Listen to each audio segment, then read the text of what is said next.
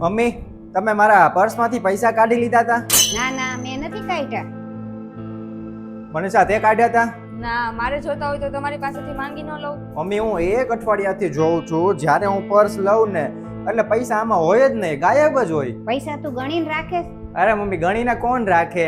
પણ ઓછા થાય એટલે ખબર તો પડી જ જાય ને કે ભાઈ આમાં ઓછા થઈ ગયા છે. કદાચ એવું બને કે તે વાપરી નાખ્યા હોય ને પછી તને યાદ ન રહ્યું હોય તો તું વિચાર કર. હા, કદાચ એવું થઈ શકે હો. કાંઈ વાંધો નહીં, હાલો હાલ.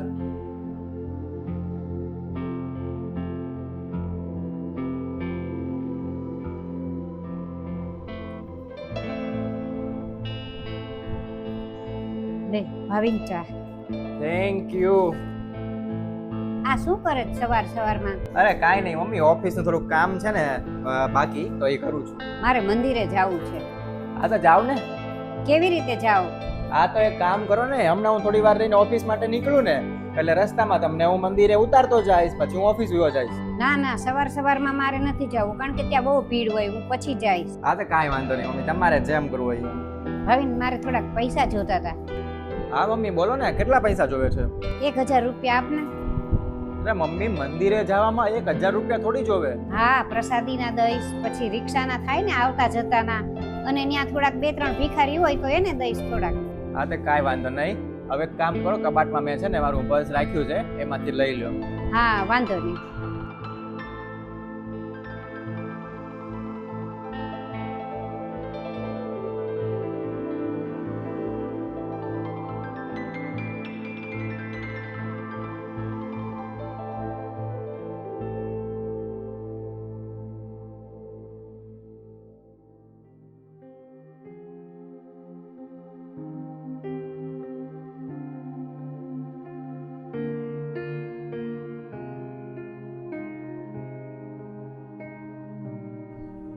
ભાવિન, હા કરિયાણું ખાલી થઈ ગયું છે ને તો હું એમ વિચારું છું કે કરિયાણું લઈ આવું, તો થોડાક પૈસા આપજો ને. હા. અરે મનીષા, તું શું કામ ને ચિંતા કરેશ? તું ઓફિસે જાશો, એટલું મહેનત કરેશ, તો હવે તારે કરિયાણું નહીં લેવા જવાનું, હું જઈશ કરિયાણું લેવા, તું ચિંતા ન કર. હા મમ્મી.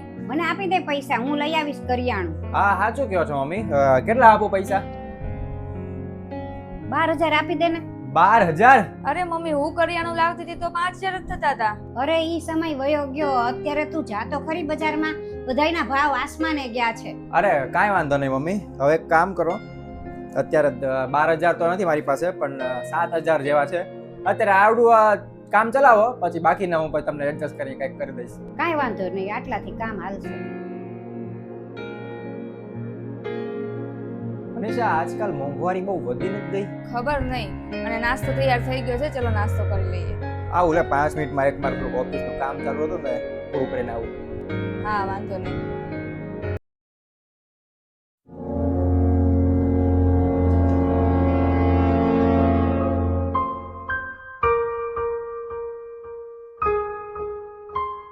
શું વાત છે ભાવિન, ટેન્શનમાં છો કાંઈ? કેમ મોઢું ઉતરી ગયું? મનીષા, તું કેમ આટલા બધા બે ટેન્શનમાં છો? અરે મમ્મી, તમારા છોકરાને તો પૂછો, બેદરકારીની હદ હોય. પછી આજે જ સેલેરી મળી અને આજે જ પર્સ ખોઈ નાખ્યું. તારા એકલીના પૈસા નહોતા, એમાં મારાય પૈસા હતા. ભાવિન, આપણા બેયની સેલેરી હતી. હવે તમે વિચાર્યું છે કે આખું ઘર કેવી રીતના હાલશે? બધા પૈસા ચોરી થઈ ગયા. પહેલાથી જ મારું મગજ ખરાબ થઈ ગયું છે વિચારી વિચારીને. હવે તું વધારે મગજ ખરાબ ન કર મારું, શાંતિથી બેસી જા.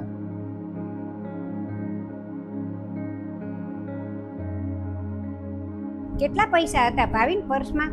મમ્મી, એમાં મારા સેલેરીના 30000 રૂપિયા હતા અને મનીષાની સેલેરીના 20000 રૂપિયા હતા. ટોટલ થઈને 50000 હતા. હજી અમે એટીએમ માંથી ઉપાડીને અહીંયા ઘરે આવતા હતા, ઘર ખર્ચ માટે ઉપાડ્યા હતા. ત્યાં તો પાછળથી 2 બાઇક વાળા આવ્યા, હાથમાંથી ખેંચીને લઈ ગયા.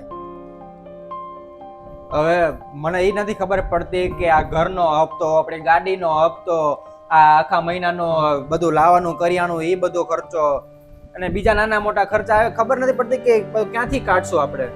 તું ચિંતા કરમાં, હું આવું છું 2 મિનિટમાં.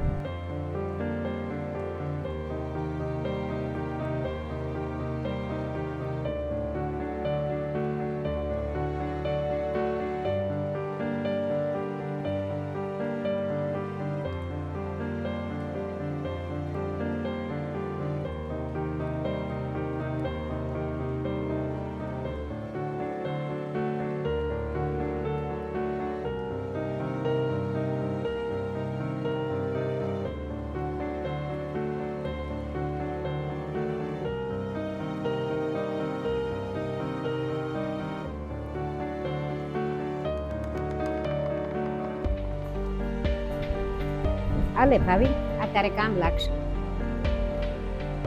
આટલા બધા પૈસા મમ્મી ક્યાંથી આવ્યા તમારી પાસે? એટલા બધા નો કે, આમાંથી છે ને તારે ગાડીનો હપ્તો, ઘરનો હપ્તો ને આ કરિયાણા બધું થઈ જશે. હા એ વાત સાચી, પણ આટલા બધા પૈસા આવ્યા ક્યાંથી? તું જ્યારે જ્યારે મને પૈસા આપતો હતો ને ત્યારે હું થોડાક બચાવીને રાખતી હતી. કેમ કે મને ખબર હતી કે આવી કોઈ પણ એવી પરિસ્થિતિ આવે કે આપણી પાસે હાવ પૈસા ન હોય, ઘર ખર્ચ કેવી રીતે કાઢવો, તો એ ત્યારે કામ લાગે, એટલે મેં બધા બચાવીને રાખ્યા હતા. અને હું જ્યારે વસ્તુ લેવા જાઉં ને ત્યારે તારી પાસેથી વધારે જ લઈ લેતી હતી. મને ખબર હતી કે વધારે લઈશ તો તું મને આપવાનો જ છું, અને એમાંથી હું બચાવી લઈશ થોડા.